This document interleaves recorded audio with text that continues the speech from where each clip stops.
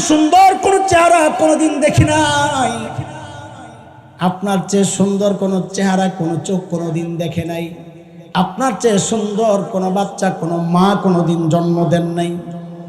নবী গো, আপনার দিকে তাকালে মনে হয় আল্লাহ আপনাকে সব ত্রুটি মুক্ত করে আপনার চাওয়া অনুযায়ী দুনিয়ায় আল্লাহ আপনাকে পাঠায়া দিছেন। প্যাকেট করা, আয় হায়, যেদিকে তাকাই তো ওইটাই সুন্দর লাগে। আরে এমন কেমন ঘাম দিছিলেন আল্লাহ আমার নবীর, ঘাম ঘাম। আমার আপনার ঘামের দুর্গন্ধে ধারে কাছে কেউ বসতে পারে না, অথচ আমার নবীর ঘাম সাহাবায়ে কেরাম বোতলে সংগ্রহ করতেন। কেন? কোনো অনুষ্ঠান আসলে লাগায়া দিতেন, গোটা অনুষ্ঠানটা সুঘ্রাণে মৌ মৌ করত। হযরতে হালিমার ছোট্ট একটা মেয়ে সীমা, কি নাম, বকরি চড়ায়। আস্তে আস্তে একদিন দেরি হয়ে গেছে, হালিমা দিছেন বকা। একে তো বাচ্চা, আবার মেয়ে, টেনশন একটু বেশি, দিছেন বকা, এই তাড়াতাড়ি যেতে পারো না, হায় হায়। পিচ্চিরে যেই বকা দিছে, পিচ্চির মাইন্ডে লাগছে, কাম করায় আবার বকা দেয়। যে সমস্ত পোলাবেন কাজ টাজ করে না, করে বকা দেওয়া যায় না, মুচ্ছা মুচ্ছা কাম করাইতে হয়। কি বলেন আপনারা? সীমা খুব রাগ হয়েছে, আমি আর যাবো না, তোমার বকরি তুমি সামলাই। হযরত হালিমা জানেন সীমার দুর্বল পয়েন্ট কোনটা। মানুষে ঘায়াল করতে হইলে তার দুর্বল পয়েন্টটা হাত দেয় মানুষ। হযরতে হালিমা আস্তে করে বলছেন, যাইবা না? যাইও না, আমার কি, যাইও না, তোমার কুরাইশি ভাই না খাইয়া মরবো, আমার কি আয় যায়, যাইও না, যাইও না, তাক লাগবো না। ও আল্লাহ, যেই কইছে কুরাইশি ভাই না খাইয়া মরবো, এখন সীমা কেন না যাও? ভাইরে খুব মহব্বত করতো সীমা, কিন্তু সীমাও চালাক কম না। মা, ভাইরে ঢাল বানাইছো তো, ঠিক আছে, আমি যাওয়ার সময় আমি আমার ভাইয়ারে নিয়ে যাব। হালিমা বলেন, একাই বকরি সামলাইতে পারো না, আবার ভাইয়া নিয়ে যাইবা, তো কেমনে সামলাইবা? হযরতে সীমা বলেন, না রে মা, ভাইয়ারে সামলানো আমার জন্য কোনো বিষয় না। ওরে মা, আগের দিনের গল্প তোমারে শোনাই নাই? ওই যে আরেকদিন ভাইয়ারে নিয়ে গেছিলাম রে মা, আমি আমার ভাইয়ারে কোলে নিয়ে হাঁটতেছিলাম, জানো মা, অন্য দিনের মতো বকরিগুলারে ধরাও লাগে নাই, ডাক দেওয়া লাগে নাই, সবগুলো আমার পেছনে পেছনে চলেছে। মাঠে পৌঁছার পর আমি আমার ভাইয়ারে কোলে নিয়ে তার চেহারার দিকে তাকায় আছি। আরে কি সুন্দর চেহারা! মারে, কখন যে দিন শেষ হয়ে গেছে আমার কোনো খবর নেই। সূর্য ডুবে ডুবে আলো আধারি। হঠাৎ তাকায়া পেরেশান হয়ে গেছি, ভয় লাগতেছে, উদ্বেগ উৎকণ্ঠা আমাকে পেয়ে বসছে। কেন? আরে না জানি আমার বকরিগুলা হারিয়ে গেছে, কোথাও চলে গেছে। ওরে মা, মাথা ওঠায়া কি দেখছি জানোনি?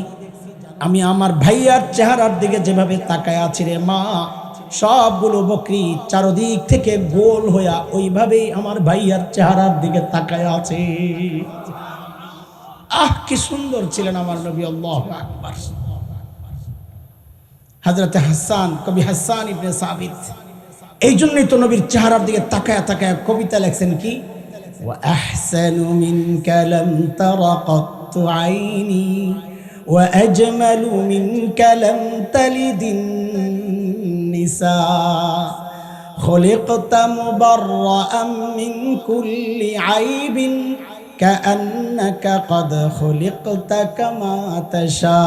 আল্লাহু আকবার। বলেন, আপনার চেয়ে সুন্দর কোন চেহারা কোনোদিন দেখি নাই, আপনার চেয়ে সুন্দর কোন চেহারা কোন চোখ কোনোদিন দেখে নাই, আপনার চেয়ে সুন্দর কোন বাচ্চা কোন মা কোনোদিন জন্ম দেন নাই। নবী গো, আপনার দিকে তাকালে মনে হয় আল্লাহ আপনাকে সব ত্রুটি মুক্ত করে আপনার চাওয়া অনুযায়ী দুনিয়ায় আল্লাহ আপনাকে পাঠায়া দিছেন। প্যাকেট করা, আয় হায়, যেদিকে তাকাই তো ওইটাই সুন্দর লাগে। আরে এমন কেমন ঘাম দিছিলেন আল্লাহ আমার নবীর, ঘাম ঘাম। আমার আপনার ঘামের দুর্গন্ধে ধারে কাছে কেউ বসতে পারে না, অথচ আমার নবীর ঘাম সাহাবায়ে কেরাম বোতলে সংগ্রহ করতেন। কেন? কোনো অনুষ্ঠান আসলে লাগায়া দিতেন, গোটা অনুষ্ঠানটা সুঘ্রাণে মৌ মৌ করত। আল্লাহু আকবার। আহ, কয়টা বলবো, কয়টা বলবো? আমার নবীকে আল্লাহ যা দিছেন সব বলা লাগবে তো কথা। কিতাব দিছেন তো, আখলাক দিছেন তো, সন্তান দিছেন তো, বন্ধু, চেহারা, চোখ, যা দিছেন তো সব সেরা, তো বিধানটা দিছেন খালি দুর্বল।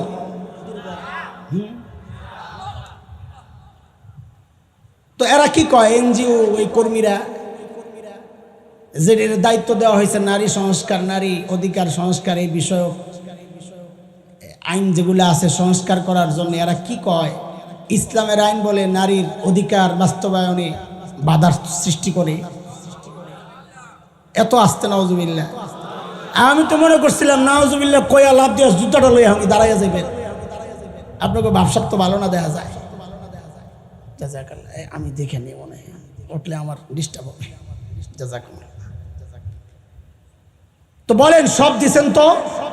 আরো জোরে চিৎকার করে বলেন সব দিছেন তো? আরে ভাই, আমি আস্তে আস্তে ইনজেকশনে ঢোকার জন্য আপনাকে একটু রেডি করতেছি। সব সারা দিছেন, কিন্তু একটা জায়গায় একটু আপত্তি। এই শুরু হয়ে গেছে ইনজেকশনের পজিশন। কি সেটা যে হুজুর ওই যে উদাহরণ দিছিলাম, ওই বাপের, কোন বাপ জানো? কোন বাপ মনে আছে তো না? ভুলে গেছে? আচ্ছা বলেন তো, ওই বাবা তার মেয়েকে কি এমন কোন ছেলের কাছে বিয়ে দিবে যেই ছেলের বাড়ি ঘর নাই? জোরে কন, জোরে কন। আরে আপনি দিবেন না, ওই বাবা তো দূরের কথা, আমি আপনি দেবো এমন ছেলের কাছে যার বাড়ি ঘর নাই? কিন্তু এইখানেই তো প্রশ্নটা। হুজুর বললেন যে সব সেরা সেরা সেরা সারা, কই এক জায়গায় তো জবাব নাই আপনাদের। বলে কোন জায়গায়? বলে আল্লাহ আমার নবীকে সব সেরা দিলে পাঠানোর ক্ষেত্রে, রাষ্ট্র নির্বাচন করার ক্ষেত্রে, জায়গা নির্বাচন করার ক্ষেত্রে দুনিয়ার সেরা সুন্দর জায়গা কেন নির্বাচন করলেন না? কেন আল্লাহ তাআলা দুনিয়ার সেরা সুন্দর জায়গা সুইজারল্যান্ডে আমার নবীকে কেন পাঠাইলেন না? কেন দুনিয়ার সেরা সুন্দর জায়গা ভূস্বর্গ বলা হয়, দুনিয়ার জান্নাত বলা হয়, কাশ্মীরে কেন পাঠাইলেন না? পাঠাইলেন কোথায়? কোরআনের ভাষায় খলিল ইব্রাহিমের জবানে আসছে পরিচয়টা, ওয়াদিন গায়রি জি যারা। সূরা ইব্রাহিমে ওয়াদিন গায়রি জি যারা, বৃক্ষ লতাহীন জলশূন্য বালুকাময় জায়গা, খাওয়া নাই, পানি নাই, গাছগাছালি নাই, ফল ফসল নাই, হ্যাঁ মরুভূমি, পাথর পাহাড়, এমন একটা অনুর্বর জায়গায় আল্লাহ আমার নবীকে কেন পাঠাইলেন? প্রশ্ন জাগে কি জাগে না? এই প্রশ্ন না জাগলে উত্তর কিচ্ছুই বুঝবেন না। প্রশ্ন জাগে কি জাগে না? পাঠানোর কথা ছিল সেরা সুন্দর জায়গায়। কোথায়? মক্কা সুন্দর থাকবো দূরের কথা, আমগো বাংলাদেশের মতো নতো না, সেরাই থাক দূরের কথা। হ্যাঁ গেছেন, দেখছেন না? পাহাড় পাথর মরুভূমি কি আছে? কিছুই নাই, কিছুই নাই, কিছুই নাই। এখানে কেন আল্লাহ আমার নবীরে পাঠাই? তো শুরুতেই শব্দ একটা বলেন আমার সাথে, তাহলে বুঝতে বুঝাইতে আমার সহজ হবে। আল্লাহ আমার নবীকে দুনিয়ার সেরা সুন্দর জায়গায় না পাঠাইয়া পাঠাইলেন জাজিরাতুল আরবে। কোথায়? বলেন শব্দটা আমার সাথে বলেন, বলেন, আবার বলেন, আবার বলেন। সেই ওমান থেকে নিয়ে একেবারে সিরিয়ার কোনা পর্যন্ত, ইরাকের কোনা পর্যন্ত, এই পুরা অংশটা হচ্ছে জাজিরাতুল আরব। জাজিরাতুল আরবের ভৌগোলিক অবস্থা শোনাইলাম আমরা। পানি নাই, খাওয়া নাই, ফল নাই, ফসল নাই। অবস্থানটা একটু চিন্তা করেন। বিশ্ব মানচিত্রে যুবকরা, বিশেষ করে উদীয়মান আলেম ভাই আমার যারা সন্তানেরা, আপনারা একটু এই গভীর থেকে এই বিষয়গুলো বোঝার চেষ্টা করেন। বাংলাদেশের বহু ফিতনার জবাব আপনি পাওয়া যাবেন ইনশাআল্লাহ। সেটা হচ্ছে জাজিরাতুল আরবের ভৌগোলিক অবস্থানটা কি, কোন জায়গায়? তো তাকাইলে দেখবে বিশ্ব মানচিত্রে তার তিন পাশে পানি। কয় পাশে? একদিকে লোহিত সাগর, আরব সাগর, ভারত মহাসাগর, আরব সাগর, পারস্য উপসাগর, ওমান উপসাগর। হ্যাঁ, এই সব সাগর তিন দিকে ঘেরাও করা। একদিক সিরিয়া, জর্ডান, সিরিয়া না, ইরাক, জর্ডান, এই দিক থেকে জমিনের সাথে একটু সংযুক্ত। তাহলে বলেন তো পানি কয় দিক? বলেন, একটু সূক্ষ্ম বিষয়। আর আরেকটা কথা বলি, চেইন কথা, একটা আরেকটার সাথে লাগানো।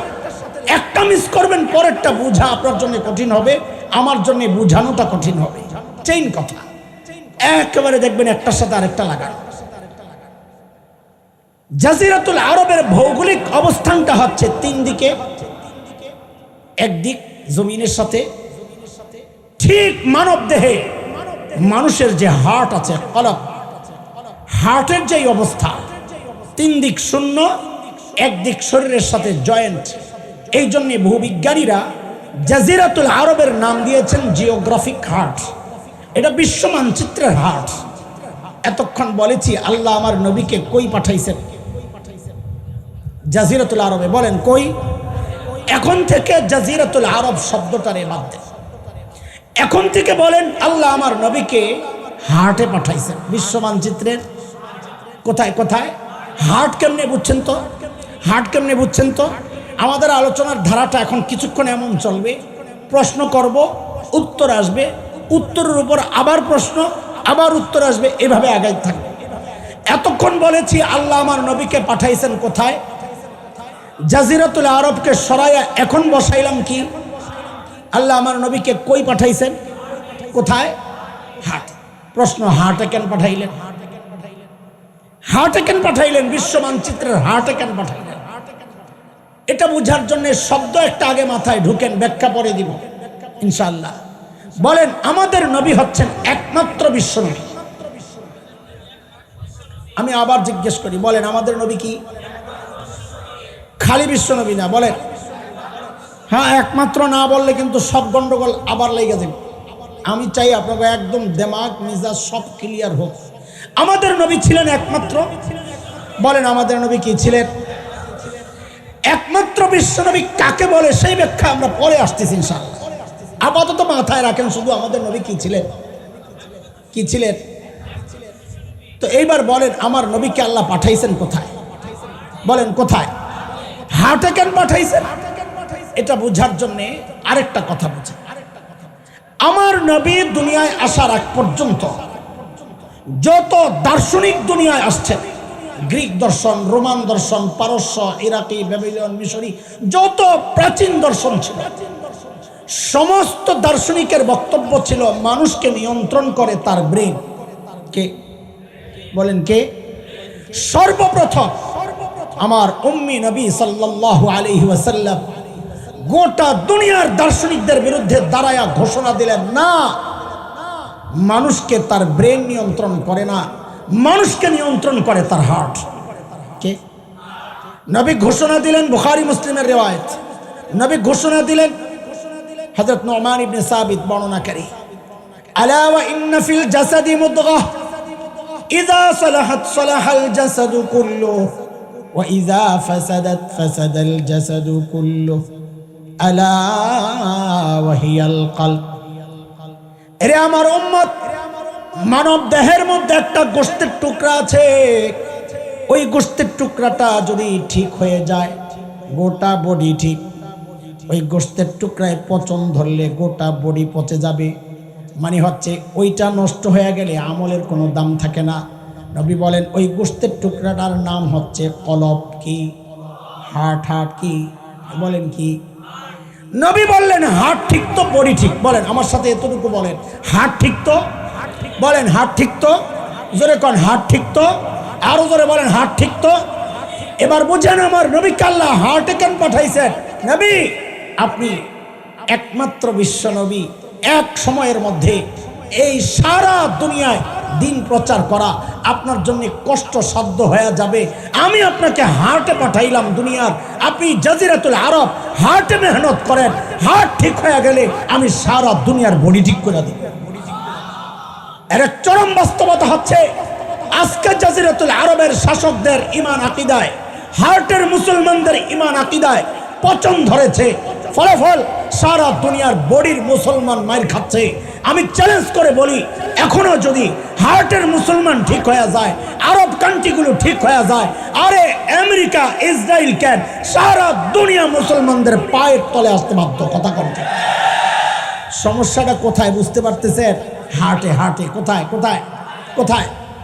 আচ্ছা দুটা উদাহরণ শুনে কেন আল্লাহ আমার নবীকে হার্টে পাঠাইছেন। বেশি চিকুন হয়ে যাইতেছে কথা, আমি তো সহজ করার চেষ্টা করতেছি, বেশি কঠিন হয়ে যাইতেছে।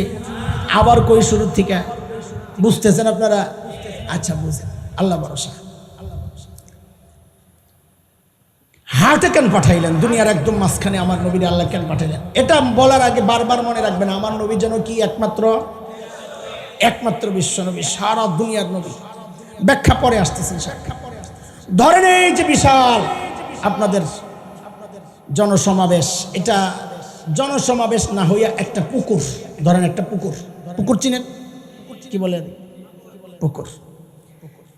আপনি পুকুরের ঠিক মাঝখানে একটা ঢিল ছুঁড়েছেন, তাহলে বলেন তো ঢেউটা চারদিকে ছড়াবে সমান তালে না আগে পড়ে?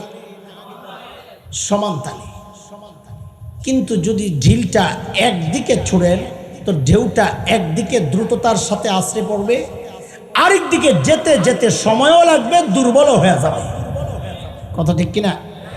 আমার নবী যেন কি একমাত্র বিশ্ব নবী, এই জন্য আল্লাহ সারা দুনিয়ার হার্টে পাঠাইছেন। কেন? যেন হেদায়েতের নূর সারা দুনিয়ায় সমান তালে ছড়ায়া যায়।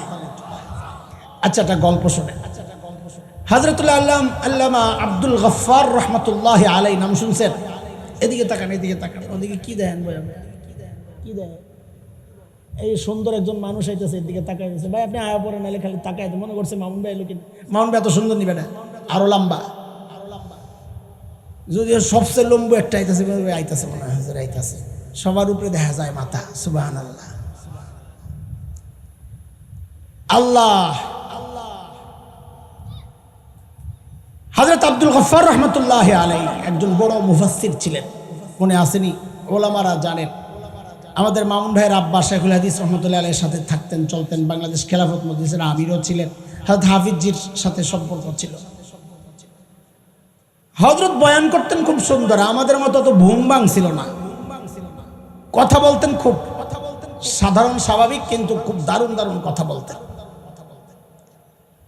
তো হযরত এক বয়ানে এক গল্প শোনাইছেন, আমি ওই গল্পের কাজে লাগে। আমার কাম হলো খালি সরাইয়া সিটা থাকা মুক্তাগুলোর আইনা জমা করে লাইন দিয়ে দেওয়া। তা হযরত গল্প শোনাইতেছেন কি, ওনারা গেছেন কয়েকজন আলেম ইন্ডিয়ায় এক সফরে। তো সকালবেলা নাস্তা দিছে বড় প্লেটের মধ্যে, গরম ধোয়া উড়া টাটকা শুকনা খিচুড়ি, ধোয়া উঠতেছে। ঠিক মাঝখানে একটু ঘি দিয়ে দিছেন। ঘি গরমের তাপে ঘি গলে যায়, ওই আঙ্গুল দিয়া নিয়ে খিচুড়ি দিয়া মাইকা খায়। Heavy taste. মুখলারা শুরু করছে, বাজ্জায় খাই সুসা। আমারই তো পানি আয় পড়ছে, তোরে কি? আচ্ছা, গরমের তাপে ঘি গললে কিসের মতো হয়ে যাবে? তেলের মতো, ঠিক না? এটা বুঝার আগে আরেকটা কথা বুঝা। মুসলমান সর্বপ্রথম হিজরত করছে কোন দিকে? আবিসিনিয়া, মক্কা থেকে পশ্চিমে লোহিত সাগর। ওই যে জেদ্দায় গেলে হাদিস আপনারা যেই সাগর দেখেন, লোহিত সাগর, এর পশ্চিম পার। আজকের দুনিয়ার মানচিত্রে ইথিওপিয়া, এরিত্রিয়া যেই অঞ্চল, এটা ছিল নবী যুগের হাবশা। তো সর্বপ্রথম মুসলমান হিজরত করছে পশ্চিমে হাবশার দিকে, এরপরে উত্তর দিকে মদিনার দিকে। তো পশ্চিমের যে মাওলানা বসছেন, উনি হঠাৎ করে কাম একটা ঘটাইছেন। কি করছেন?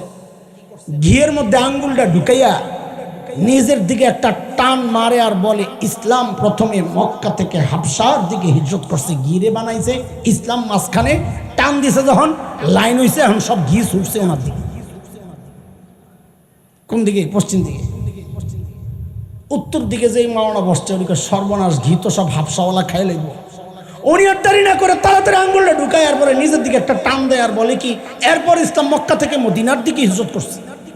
এখন ঘি ছুটছে মদিনার দিকে আর হাবশার দিকে। আব্দুল গাফফার সাহেব কয়, মৌলবী গো, কারবার দেখছো, ঘি তো এরা দুজনে খাই লইব। আমি আর দেরি করলাম না, হাতাড়িরে ভালো করে বইটা ঘিডারে পুরা খিচুড়িতে মাখলাম আর বললাম, এরপর ইসলাম সারা দুনিয়ায় ছড়াইয়া গেছে। খা ভালা করে ঘি। ও দোস্ত, আল্লাহ ইসলামকে সারা দুনিয়ার মাঝখানে পাঠাইছেন বলেই আমি আপনি সময় মতো ঘিয়ের ভাগ পাইছি। আরে কথা বলেন না? এই জন্যই তো আমরা, আমাদের গর্ব এটা, আমরা সাহাবীদের হাত ধরে এই বাংলাদেশে ইসলাম আসছে। যারা নিশ্চিহ্ন করার চিন্তা করে, ওদের এটা জানা থাকা দরকার, এই দেশের ইসলাম কোনো ভাষা ইসলাম না, এই দেশের ইসলাম বহু নিচে পুঁথিত, যার শাখা প্রশাখা আসমান পর্যন্ত বিস্তৃত। কথা বলেন ঠিক কিনা?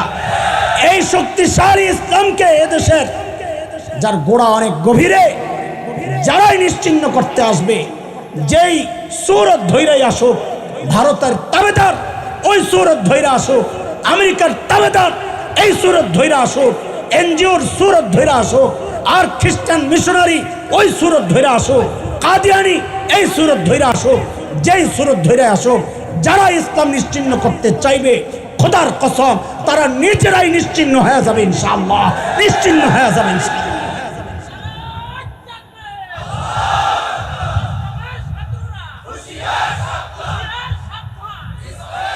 মুহতারাম হাজরিন, আচ্ছা শোনেন, আস্তে আস্তে কইলেন যে আছে নাকি দালাল টালাল, এগুলো জোরে জোরে কইতে ঠিক না? ঠিকটাও জোরে কয় না। পেঁয়াজ দেয় না দেখে কি কষ্ট, এখন সস্তা সস্তা পেঁয়াজ খাওয়ার দরকার কি? আপাই রেসিপি দিয়া গেছে না, পেঁয়াজ ছাড়া তরকারি রান্ধন যায়? আপার রেসিপি ভুলে গেছে। আহারে রমজানে খুব মনে পড়ছে, একজনে দেখছি খুব কইতেছে আমি খুব মিস করতেছি। কেন? যেই সুন্দর রেসিপি দিয়া গেছে, মিষ্টি কুমড়া দিয়া বেগুনি খাও। রেসিপি কি মজার রেসিপি! সুবহানাল্লাহ, আল্লাহ আল্লাহ আল্লাহ আল্লাহ আম করে মিষ্টি কুমড়া বেগুনি খাওয়া থেকে বাঁচাইছে, আলহামদুলিল্লাহ। এই লাইনে আছেন না ছুটে গেছেন? আমি খুব চিন্তায় আছি যে মাঝে মাঝে ছুটটা নিয়ে যায়, আমার নিজেরই ছুটটা যায়, আবার একেবারে লাইন কথা তো হারায় যায় না। অনেক গুরুত্বপূর্ণ একটা বিষয় বলার জন্য লম্বা হিস্টোরি সাজাইছি। হিস্টোরি বলতে আশপাশের কথা দিয়ে গুছাই আনছি। পুলিশে আপনাকে পেটওয়ালা ভণ্ডরা যেদিন মারা গেল, আমি দেওয়ানবাগির নাম বলছি নাকি? আমি দেওয়ানবাগির নাম বলছিলাম? আপনারা শুনছেন আমি দেওয়ানবাগির নাম বলছি? তো এরা দেওয়ানবাগির নাম কি জন্য কয়ে ভেজাল লাগায়? আমি তো বলি নাই দেওয়ানবাগির নাম। আপনারা শুনছেন নাকি আমি দেওয়ানবাগির নাম কুছিলাম? কারো নাম বললে ভেজাল লাগানোর দরকার কি? ঠিক না? বলেন বলেন, এরপরে বলে বাকি রইস, আপনি কিছুই বুঝেন না। এক সময় আমি খুব বলতাম, এখন তো বাদ দিছি, বুড়া সুরা হয়ে গেছি, এখন ওই জুয়ানরা কয়। তা আমার এক দোস্ত কয় এর বিরুদ্ধে যে এত বলো আছে, কিন্তু এক ফেতনা থেকে মুক্ত আছে। কোন ফেতনা থেকে? নিজে পুরা আগা গোড়া নিজেই ফেতনা। হ্যাঁ, আবার কোনটার থেকে মুক্ত? কই যে তোমাকে হাত বাঁধালো গ্যাঞ্জাম, কেউ কয় বকে হাত দিয়া নামাজ পড়তে হইব, আমরা হানাফিরা বলি নাবি বরাবর নিচে, হ্যার কোনো গ্যাঞ্জাম নাই। আমি কি জন্যে? কয় হ্যাঁ তোর লাগরই পায় না হাত। সুবহানাল্লাহ, আমি কই খবিসে নামাজই পড়ে না, কি হাত বাঁধবো? যাই হোক, ও যেদিন মারা গেছে সেদিন আমার ওই কথা মনে পড়ছে আমার ভাইয়ের। আমি কই যা যা কবরে যা, ফিরিস্তারা পিডায় যে কি মজাটা পাইব রে তোরে। ও যুবক, সাবধান, সতর্ক, সচেতন তোমাকেই হতে হবে। আমরা বুড়া হয়ে যাব, হয়তো পিটায়া মজা পাবে না, তাই পিটাবে না, ধরে নিয়ে জেলখানায় ফালায় রাখবে। হয়তো আঘাতটা আসবে তোমাদের উপর। এই জন্য নিজের অস্তিত্ব রক্ষার জন্যে চোখ কান খোলো, ঘুম থেকে জাগো। শকুন কিন্তু তার পুরোপুরি আনাগোনা শুরু করে দিয়েছে। লাশের গ্রান পাইনি শকুন আসে। এখানেও ওরা ওদের নিজস্ব মন্তব্য, বক্তব্য, তাদের কৃষ্টি, কালচার, চিন্তা, চেতনা, তাদের দিন প্রতিষ্ঠার গ্রান পাওয়া গেছে, যে জমিন তৈরি হয়ে গেছে। এনজিও কর্মীরা জমিন তৈরি করতেছে। তোমরা প্রস্তুত হও, আসো চারদিক থেকে। সেই এক ভয়াবহ অবস্থা কিন্তু আসছে। তুমি গাজায় যুদ্ধের জন্য প্রস্তুত হচ্ছ, তাই না? আরে তোমার দেশটা যে কদিন পর নিজেই গাজা হবে না তার কোনো গ্যারান্টি নাই। আমরা কিন্তু আশপাশের ওই আনাগোনা দেখে আমাদের ভিতরে কিন্তু ভয় কাজ করা শুরু করেছে। সেই জন্যই কথাগুলো বলছি, কারণ আঘাতটা সবচেয়ে বেশি আসবে তোমাদের উপর। আওয়াজ উঠাইতে হবে, ঘুম থেকে জাগতে হবে, আর ভয় পাওয়ার কোনো দরকার নাই। মুসলমান, অস্ত্রের চিন্তা করো না যে আমাদের তো কোনো অস্ত্র নাই। মুসলমান কোনোদিন অস্ত্রের শক্তির কারণে জয়ী হয় নাই। মুসলমান জয়ী হয়েছে ইমানি শক্তির কারণে। তাকায়া দেখো আফগানিস্তানের দিকে অস্ত্রের শক্তিতে যদি জয়ী হইতো, আমেরিকায় জয়ী হইতো, অথচ আমরা দেখেছি ওই কালিমা ওয়ালারা আমেরিকা নেটোকে কুত্তার মতো পিটায়া পিটাই করেছে। অস্ত্রের শক্তি না, মুসলমান জয়ী হবে ইমানে বলে বলিয়ান হয়ে আশপাশ থেকে ভেসকে দেয়, মাঝে মধ্যে ঢুকে যাবে ভাব, ভয় পাও না, আহ্বান করো, আসো, সাহস করে ঢুকে যাও, খেলা হবে ইনশাআল্লাহ। ছোটবেলা থেকে যেই জিহাদি চেতনা লালন করছি, প্রয়োগ বাস্তবায়নের সুযোগ আমরা তো পাচ্ছি না। যুবক প্রস্তুত হও নিজের জীবনকে উৎসর্গ করার জন্যে, বলো দাঁড়াও, হাত উঠাও, আল্লাহকে সাক্ষী বানাও। আল্লাহর কসম, আমার জমিন আক্রান্ত হলে একটাকেও ছাড় দেওয়া হবে না, একটাকেও ছাড় দেওয়া হবে না।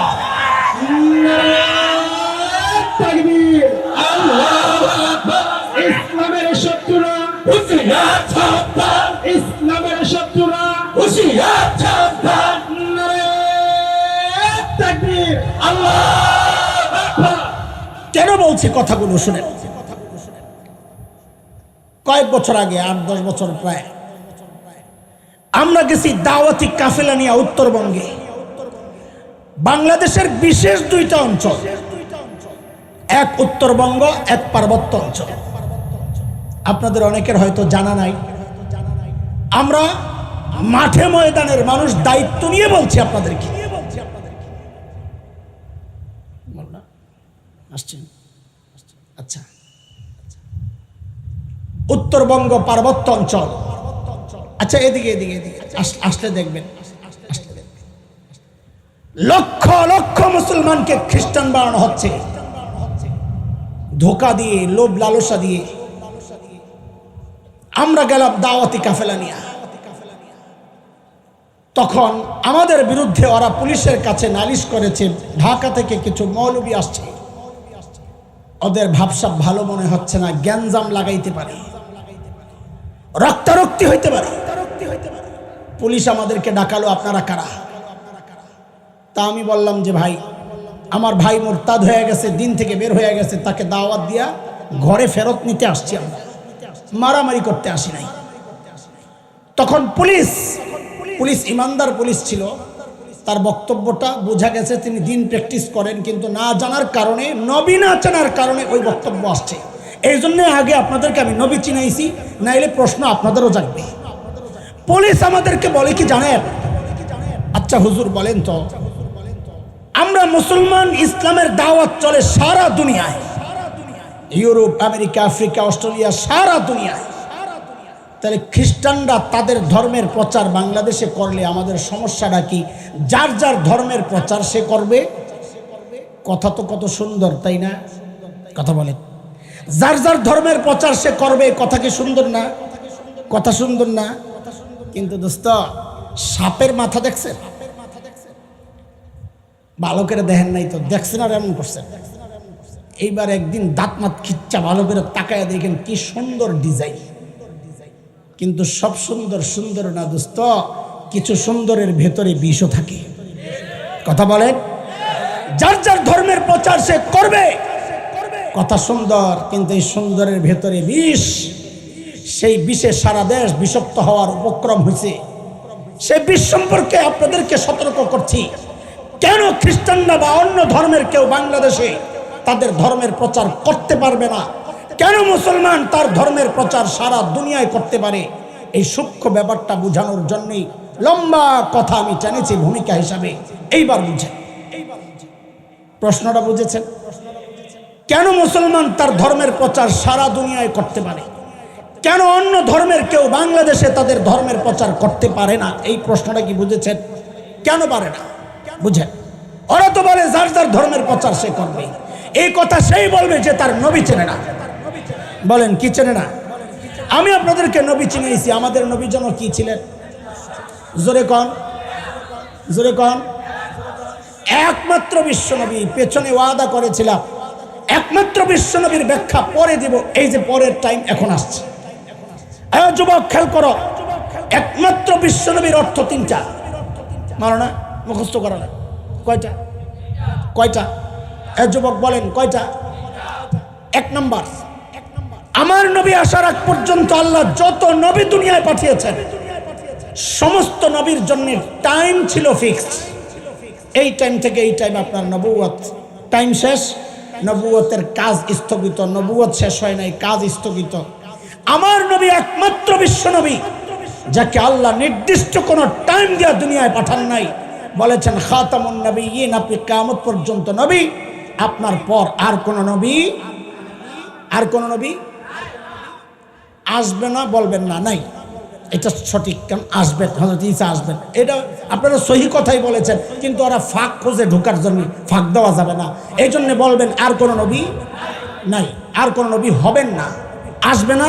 না, আপনাদের কথা সহি, কিন্তু ওরা যেহেতু ঢুকতে চায় এই চোরাই রাস্তা দিয়া, এই রাস্তা বন্ধ করতে হবে। আমার নবী একমাত্র বিশ্ব নবী যাকে আল্লাহ নির্দিষ্ট কোনো টাইম দিয়া নবুয়তের পাঠান নাই। 2 নম্বর, বিশ্বনবীর একমাত্র বিশ্বনবীর অর্থ, আমার নবী দুনিয়ায় আসার আগ পর্যন্ত আল্লাহ যত নবী দুনিয়ায় পাঠিয়েছেন সমস্ত নবীর অঞ্চল, এরিয়া ছিল নির্ধারিত। আমার নবী একমাত্র বিশ্বনবী যাকে আল্লাহ বলেছেন ওমা আরসালনাকা ইল্লা রাহমাতাল লিল আলামিন, আপনাকে গোটা জাহানের জন্য আমি পাঠাইছি। এই কথার প্রমাণ হযরত ঈসা আলাইহিস সালামের বক্তব্য থেকেও পাওয়া যায়। কই পাবেন? আজকের যে বিকৃত বাইবেল আছে, ওই বাইবেলে এই কথা আছে। হযরত ঈসা বলেছেন, আল্লাহ আমাকে ফিলিস্তিনের একটা নির্দিষ্ট অঞ্চলের, ধরে নিলাম আজকের ইসরাইল, ওই অঞ্চলের নবুয়ত দিয়ে পাঠাইছেন। এই কথা হযরত ঈসার নিজের। কয়টা গেল? 1 নম্বর টাইম ফিক্সড, আমার নবীর টাইম ফিক্সড নাই। 2 নম্বর অঞ্চল ফিক্সড, আমার নবীর অঞ্চল ফিক্সড নাই। 3 নম্বর, আমার নবী দুনিয়ায় আসার আগ পর্যন্ত আল্লাহ যত নবী দুনিয়ায় পাঠাইছেন সমস্ত নবীর জন্য সম্প্রদায়, কওম ছিল নির্ধারিত। আমার নবী একমাত্র নবী, বিশ্ব নবী, যার জন্য আল্লাহ কোনো নির্দিষ্ট সম্প্রদায় নির্ধারণ করেন নাই। এই কথার প্রমাণ ওই যে পেছনে প্রমাণ রেখে আসছে, বলছিলাম সুই, হযরত ঈসা নিজে বলেছেন সূরা সফ আয়াত 6, ইয়া বনি ইসরাইল ইন্নী রাসূলুল্লাহি ইলাইকুম, ও বনি ইসরাইল, আল্লাহ আমাকে তোমাদের রাসূল বানায়া পাঠাইছেন। আর আমাদের নবী সম্পর্কে আল্লাহ বলেন ওমা আরসালনাকা ইল্লা কাফাতাল লিন্নাস, আপনাকে আমি নির্দিষ্ট কোনো সম্প্রদায়ের নবুয়ত দিয়া পাঠান নাই। আপনি হিন্দুর নবী, খ্রিস্টান, ইহুদি, বৌদ্ধ, মগ, মুরাং, গারো, চাকমা, কুকি, সাঁওতাল, তিপ্রা সহ যত জাতি এই জগতে বাস করে সমস্ত জাতির নবুয়ত দিয়া আমি আল্লাহ আপনাকে দুনিয়ায় নবুয়ত দিয়া পাঠাইছি। একমাত্র বিশ্বনবীর অর্থ কয়টা বললাম? তাড়াতাড়ি তাড়াতাড়ি, কয়টা? আবারও বলেন। 1 নম্বর, আমার নবীর জন্য কোনো টাইম ফিক্স ছিল না, সমস্ত নবীর টাইম নির্ধারিত। আমার নবীর জন্য কোনো অঞ্চল নির্ধারণ ছিল না, সমস্ত নবীর অঞ্চল। 3 নম্বর, আমার নবীর কোনো সম্প্রদায় নির্ধারণ ছিল না, সমস্ত নবীর জন্য সম্প্রদায়। এবার বুঝেন কেন মুসলমান সারা দুনিয়ায় তাদের ধর্মের প্রচার করতে পারবে, কেন খ্রিস্টান সহ অন্য কোনো ধর্মের বাংলাদেশ সহ দুনিয়ায় কোথাও তাদের ধর্মের প্রচার করতে পারে না। এটা বুঝেন, এটা কেরানীগঞ্জ। কেন ধরেন এই মুহূর্তে কি কি কি কি আবার সিরিয়াইছে কি,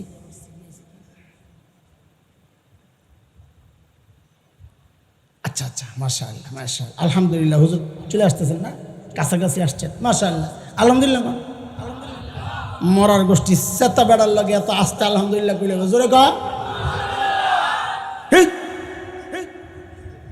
ঠিক আছে ঠিক আছে। কেরানীগঞ্জের বর্তমান এমপি তো কেউ নাই। ধরেন যিনি ছিলেন, রাতের হোক আর দিনের হোক, জেনে হোক, ছিল তো আসে। আচ্ছা খেয়াল করেন, খেয়াল করেন, কেরানীগঞ্জের মূল জায়গা কোনটা? জিঞ্জিরা।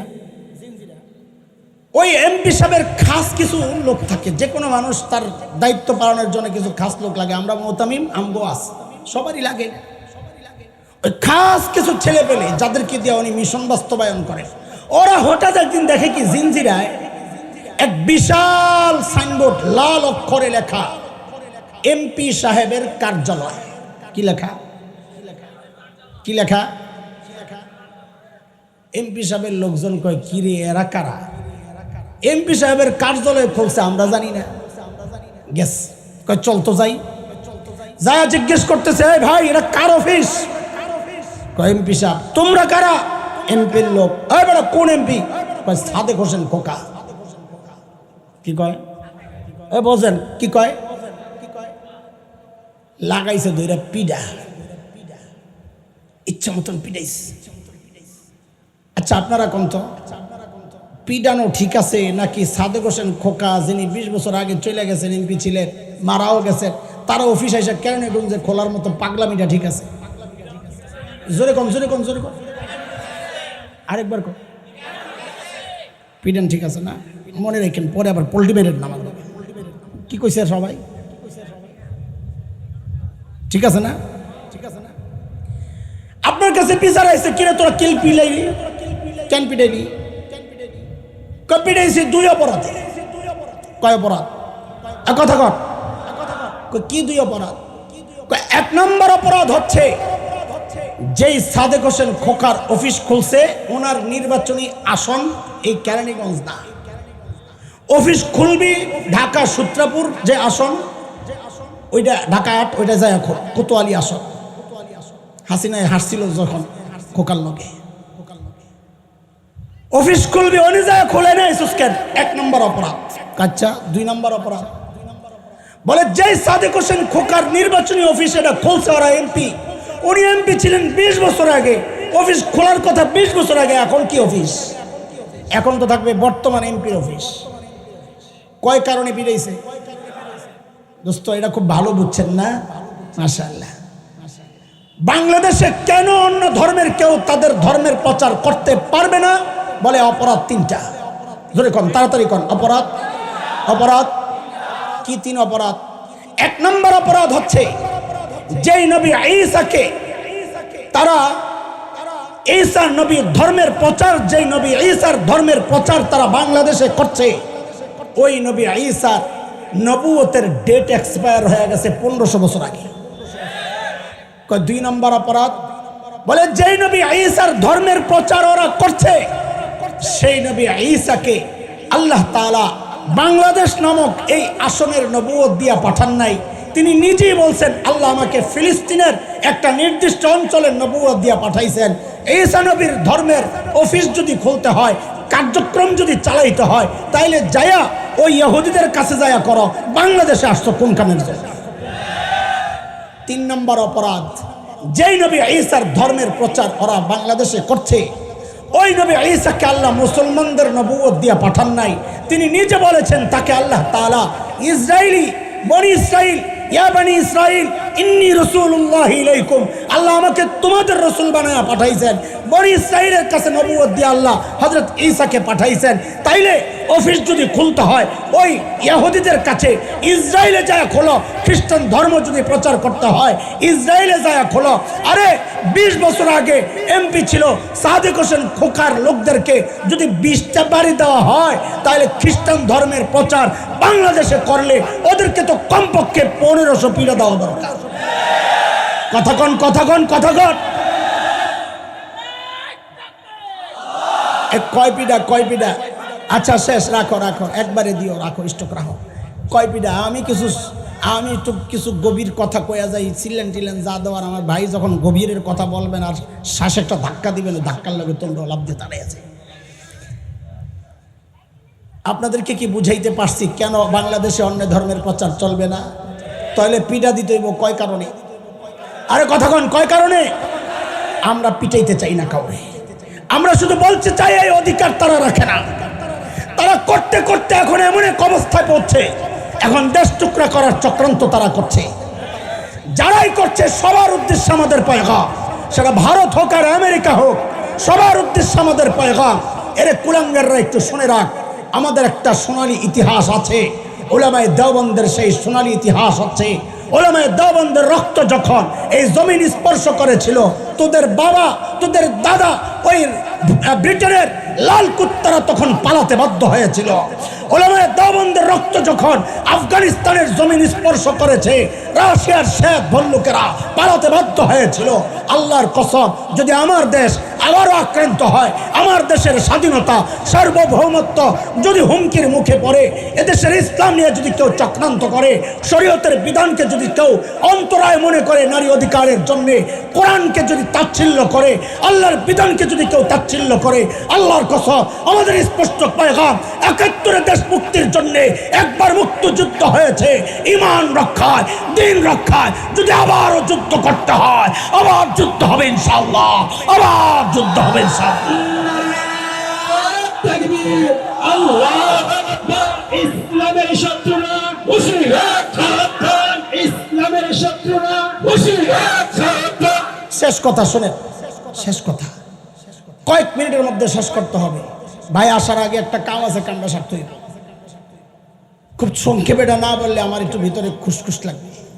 এতক্ষণ তো বাইরে পিড়েছি, ভিতরে ২-৪টা পিঠা দেওয়ার দরকার না?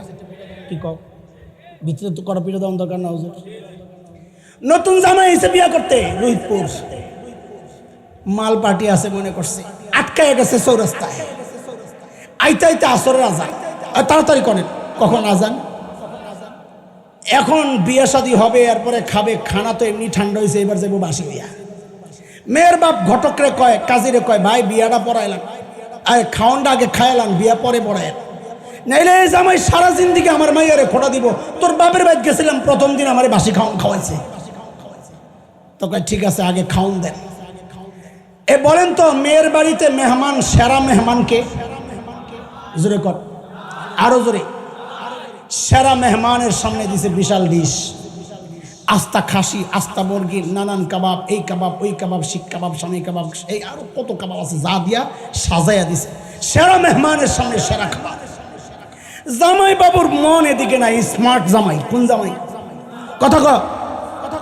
জামাই বাবু তাকায় রয়েছে, প্যান্ডেলের বাহিরে একটা ময়লা রাখার জন্য ঝুড়ি রাখছে, ওইখানে বাচ্চাদের নাকের শ্লেষা লাগানো আঠালো পোলাও বানিয়ে ফেলাইছে, মুরগি খায়া হাড্ডি নিয়ে ফেলাইছে, লেবু চিপ্পা রস খায়া ছিলকা নিয়ে ফেলাইছে।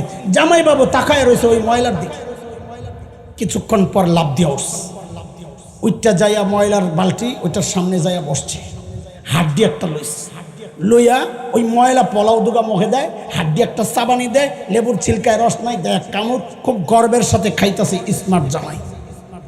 শ্বশুর আইছে, একটু বাইরে টেরা খাওয়াই, আয়া দেহে জামাইয়ের আসনে জামাই নাই। কিরে জামাই গেল? খুঁজতে খুঁজতে দেখে জামাই ওই জায়গায় বসা। এখন শ্বশুর কি কয়, জামাইয়ের আসন খালি কেন? কুত্তার আসনে জামাই কেন? হাসে আগে কথা কয়, ওটা কার আসন? ওই ময়লা কার খাওয়ার কথা? কার কার? এখন শ্বশুর কি কয়, কুত্তার আসনে জামাই কেন? জামাইয়ের আসন বল, আমার সাথে বল, কুত্তার আসনে জামাইয়ের আসন। ঘটকরে ডাক দিছি, মিয়া ভাই দিকে কি আপনারা করেন? স্মার্ট জামাই, ভেরি স্মার্ট। তোরে ভেরি ছুটাইতেছি, পিডাই আড্ডি করে লাগবে, আমার টাকা পয়সা সব ফেরত দে, এটা স্মার্ট জামাই। আপনারা কোন এই জামাই স্মার্ট না পাগল? জোরে কর। সবাই না করে আমি বয়ান ছাড়ুন না, কাম হয়েছে। এই জামাই স্মার্ট না পাগল? কেন? সেরা মেহমান, সেরা খাবার বাদ দিয়ে গেছে ময়লা খাইতে, তাহলে এই জামাই স্মার্ট না পাগল? বোঝা গেল এই জায়গায় ও পাগলের অভাব নাই। কেন?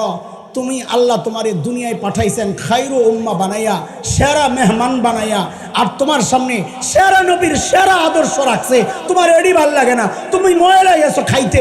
হিন্দু অমুসলিম মুশরিকদের আদর্শ, কৃষ্টি কালচার, ওদের মতো চুল রাখো, ওদের মতো দাড়ি কাটো, বিবিরা ওদের মতো পোশাক পরাও। আল্লাহর কসম তুমিও ঠিক নাই, তুমিও আস্তে একটা পাগল। কথা ঠিক? কথা কন, কথা ঠিক? পাগলামি করবেন না, জামাইয়ের খাওন খাইবেন। জোরে কর। কুত্তার আসন দখল করবেন না, নিজের আসনে বইয়া থাকবেন। আল্লাহ আমাদেরকে কুত্তা হওয়া থেকে হেফাজত করেন। আল্লাহ আমার নবীর আদর্শ দিয়া জীবন সাজানোর তৌফিক দেন। আল্লাহ আমার দেশের স্বাধীনতা সার্বভৌমত্বের হেফাজত করেন। আমিন। একটা প্রদর্শনী আছে, এই জন্য ছেড়ে দিলাম। হুজুর আসতে আসতে এই প্রদর্শনীটা হয়ে যাবে, এর মধ্যেই হুজুর চলে আসবেন ইনশাআল্লাহ। সেই পর্যন্ত ওঠাউঠি করে বিশৃঙ্খলা সৃষ্টি করবেন না।